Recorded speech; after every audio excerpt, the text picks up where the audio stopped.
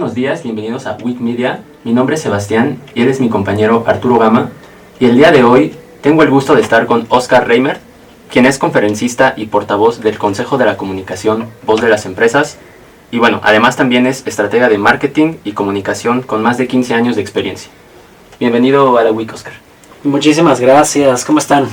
Bien. Yo muy emocionado de estar por acá, de haber impactado positivamente con el tema de campañas sociales en plena era digital aquí en México y pues nada, listísimo para poder conversar un poquitito con ustedes. Muchas gracias. Pues bueno, si te parece empezamos con la primera pregunta. Pues es si has trabajado en diferentes sectores a lo largo de tu carrera.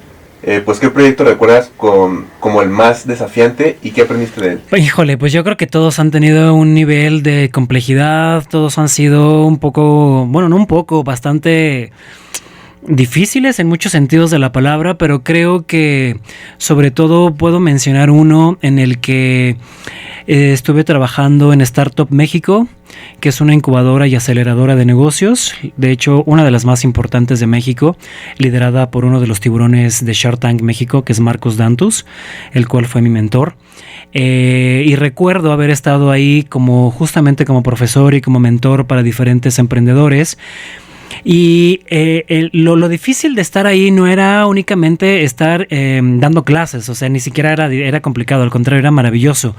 Lo complicado era conocer y ver que había tantos proyectos tan maravillosos y tan espectaculares que literalmente podían salvar vidas, pero que muchas veces no tenían el apoyo económico para poderlo hacer. Es decir, hace años, te estoy hablando hace un poquito más de 10 años aproximadamente, había una persona, un chico que era científico, era médico y demás, y estaba intentando encontrar la cura para el cáncer.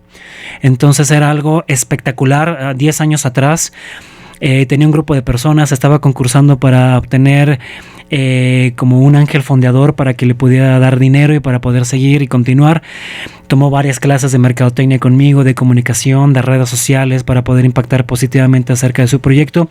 Desafortunadamente no trascendió, no funcionó, pero creo que el proyecto es maravilloso y así como esos pueden haber cientos y cientos que puedo recordar de muchos que inclusive fueron muy innovadores, muy transformadores sobre todo, pero que a su vez también muchos otros no lograron trascender, es decir, hacia los medios masivos de comunicación o hacia una campaña o hacia el mercado como tal, ¿no? Pero vaya, creo que el poder trabajar ahí, el poder conocer el mundo del emprendedurismo fue sin lugar a dudas una etapa de mi vida bien interesante, bien bonita, pero sobre todo llena de aprendizaje.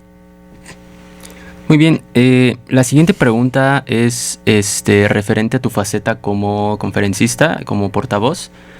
Sabemos que tienes que hablarle a distintos públicos y mi pregunta es, ¿cómo crees que cambia el mensaje cuando te diriges a un público como de la universidad a cuando, en comparación con un público más formal, como de empresarios, emprendedores?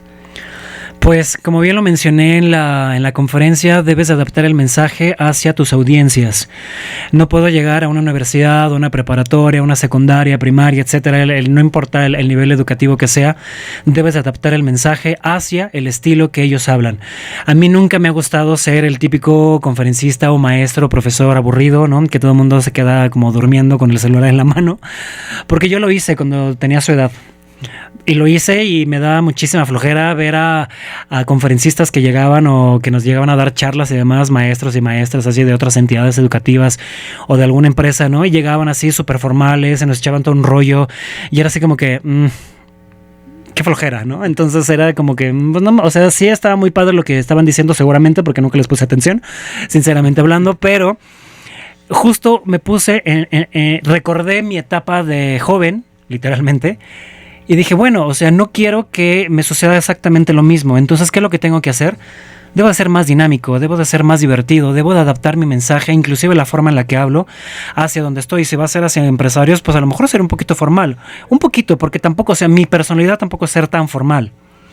Entonces, al final del día, lugar donde yo vaya, el impacto que voy a dejar va a ser a través de mi conocimiento, a través de la experiencia que yo traigo, pero sobre todo lo que quiero dejar es que la gente me recuerde por lo que soy, por lo que hablo, por cómo me visto, si utilizo gorras, si utilizo camisas, si utilizo playeras, si utilizo un short, si lo que sea.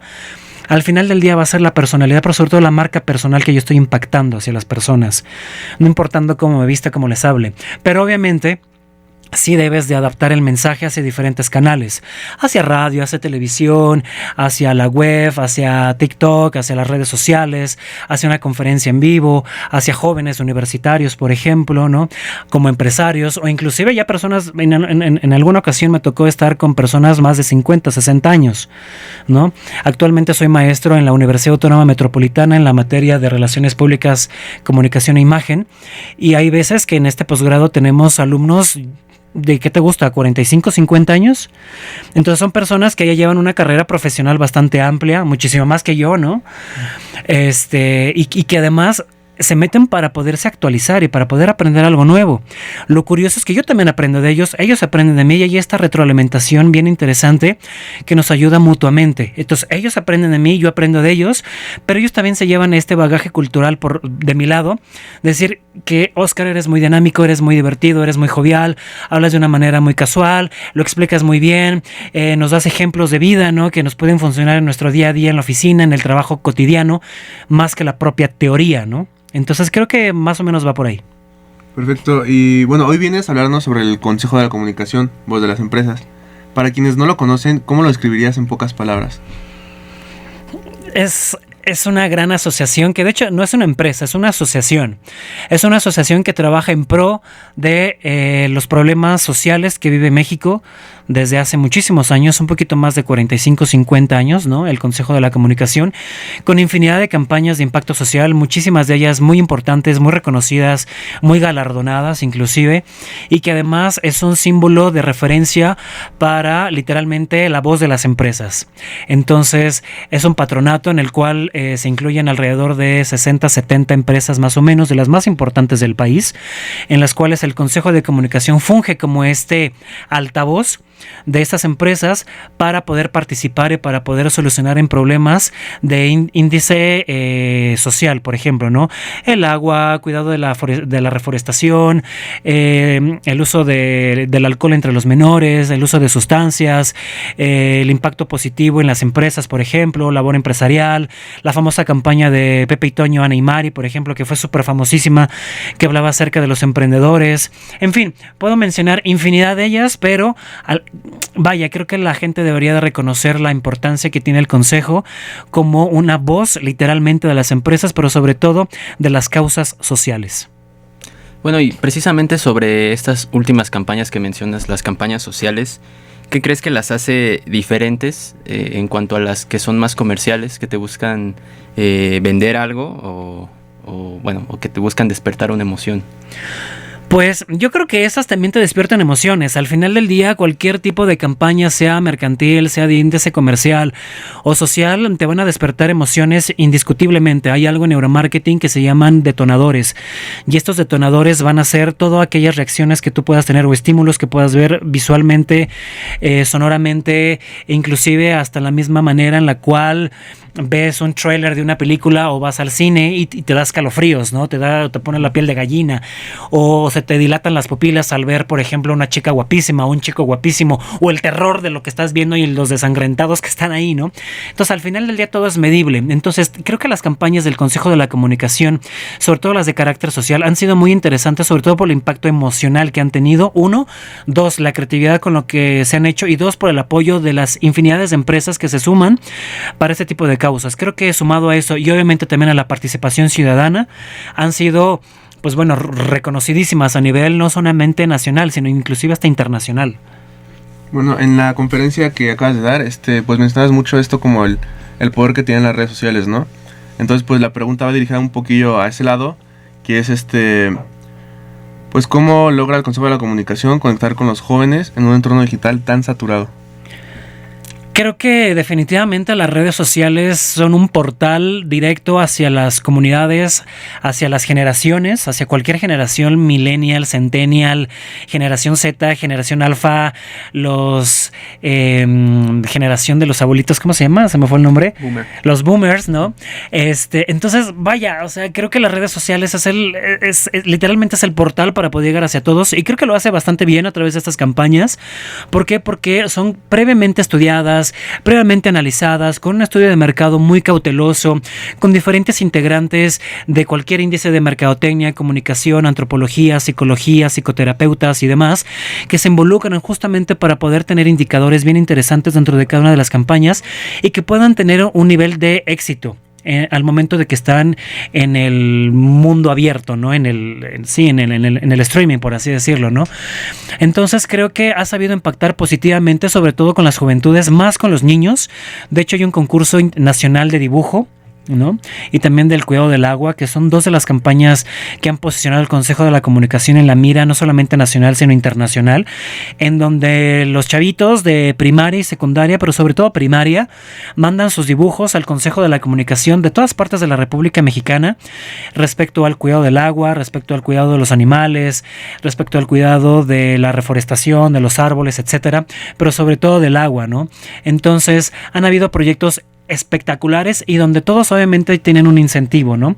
Hay diferentes premios, desde computadoras, desde tecnología, desde muchísimas otras cosas más, pero creo que el Consejo de la Comunicación ha sabido impactar de una manera muy acertada hacia las juventudes, principalmente hablando, y desde luego también hacia los 30, 40 en adelante, ¿no? Bueno, y ahora hablando un poco más en la parte del marketing, ¿cómo puede una marca o institución medir si realmente está despertando una emoción o solamente está generando ruido? Híjole, esa es una muy buena pregunta que yo creo que todas las empresas se están preguntando, y de hecho lo que voy a decir a continuación se cobra, sí, porque es pues es un amuleto casi de vida, pero bueno, al final del día creo que los indicadores principales pues son todos estos famosos KPIs, ¿no? Que podemos tener al momento de medir el impacto en las redes sociales, en los medios, pero sobre todo hay algo bien interesante, el poder optimizar nuestras campañas. ¿A qué me refiero con optimizar? Es en el momento de que tú lanzas una campaña en redes sociales, sobre todo en redes sociales, tienes la oportunidad de poder medir el impacto, de poder medir inclusive también la segmentación y además poderla cambiar o poderla optimizar. E inclusive también si tu imagen, si tu video no está funcionando, puedes tener una opción B, una opción C, una opción D, ¿no? De hecho, ahora Meta tiene estas opciones de que si una imagen no está funcionando, tiene dos más, ¿no? Tiene la prueba A y B. Entonces estas dos pruebas las van a lanzar hacia los públicos para ver cuáles tienen mayor número de interacción. Entonces eso por un lado, ¿no? Checar como el nivel de interacción, la segmentación, obviamente las reacciones y obviamente también la estrategia en la cual estés lanzando. Pueden haber varias de reconocimiento, de ventas, de interacciones, de leads para descargar una aplicación, de inscripciones, etcétera, etcétera, etcétera, etcétera. Pero creo que lo más importante de eso, y hay algo que dice la neurociencia, sobre todo el neuromarketing, que debes de tener campañas que sean 100% reconocibles, que sean campañas 100% memorizables, pero sobre todo viralizables. Si no tienen eso, como las campañas sociales, no tienes absolutamente nada. ¿Y cómo lo mides eso? A través de las emociones y el impacto que vas a medir entre las personas, entre las comunidades. ¿Y cómo lo mides eso? Con diferentes aparatos que te pueden medir desde qué tanto se dilata tu pupila al ver, por ejemplo, un incentivo visual o un tráiler, una película, un video musical, lo que tú quieras. Desde ponerte un encefalograma, desde ponerte un electrocardiograma, desde ponerte un aparatito que es como un tipo oxímetro que te va a medir como la reacción que tiene la sudoración tu cuerpo, en fin, muchísimas otras cosas que al final todo esto es medible. Y una vez que lo tienes ya muy bien analizado, va a ser prácticamente 99.9% seguro que tu campaña va a funcionar versus a un estudio de mercado tradicional o un focus group en el cual vas a entrevistar a personas y no sabes si te están diciendo la verdad o no. Porque al final del día les vas a dar un incentivo, les vas a dar una paga, les vas a dar un premio, lo que sea. Entonces te pueden estar mintiendo de que sí, el producto es maravilloso y es lo mejor que han creado en la historia de la vida mundial. Y no es cierto.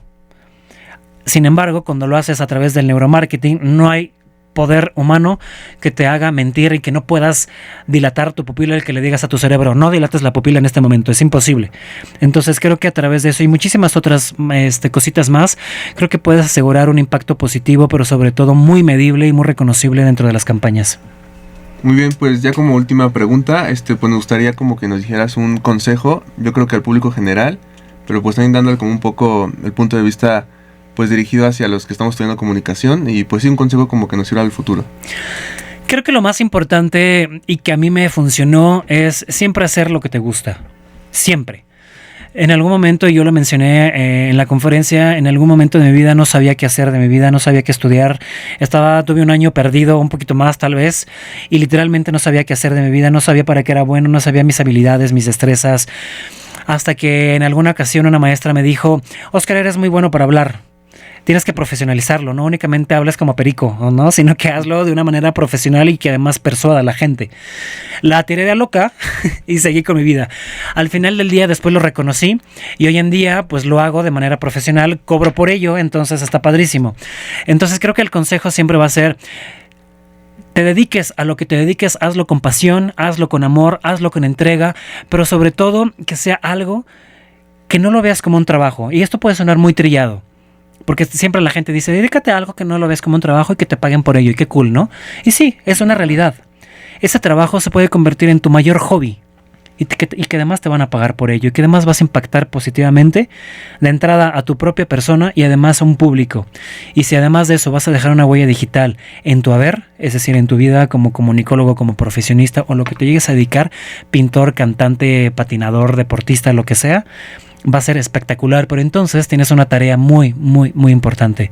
Debes de ser el mejor y debes de sobresalir por la mejor manera que puedas hacerlo, porque el mundo allá afuera es una pecera de tiburones literalmente, ¿no? Y hay unos que muerden y muerden muy feo. Entonces el consejo sería ese: hazlo con pasión, hazlo con alegría, con entusiasmo, pero sobre todo también con la concepción de que seguramente te vas a caer muchísimas veces, muchísimas, y muchísimas personas y empresas te van a decir que no, e inclusive puedas llegar a dudar de ti mismo y de tus habilidades e inclusive de lo que quieres hacer. Pero no te dejes llevar por lo que dice la sociedad. Hazlo por tus principios y por lo que tú quieras. Y seguramente en el camino te encontrarás otro loco que te acompañará y una puerta que te puede abrir el camino, y a través de ahí lograrás forjar un puente para todos los demás. Eso es lo que yo te puedo compartir. Fue lo que a mí me funcionó y lo que hoy en día me sigue funcionando. Muchas gracias. Bueno, pues muchas gracias, Oscar, por tu tiempo, por compartirnos tus experiencias y conocimientos.